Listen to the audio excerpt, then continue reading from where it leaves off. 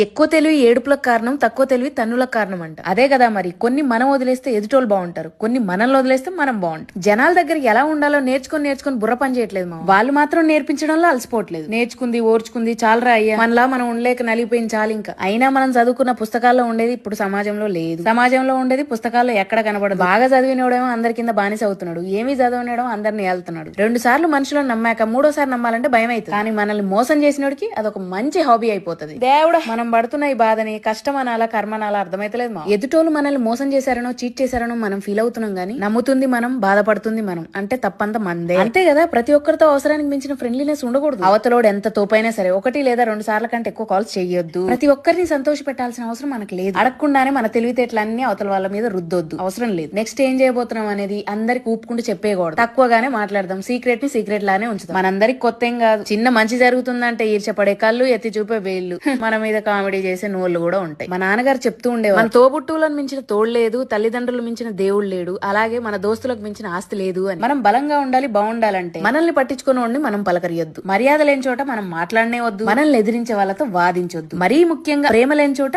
ఎదురు చూడొద్దు. ఒంటరిగా వచ్చాం, ఒంటరిగా పోతాం. ఉన్నంతలో గట్టిగా తిని ప్రశాంతంగా ఉండండి మావా.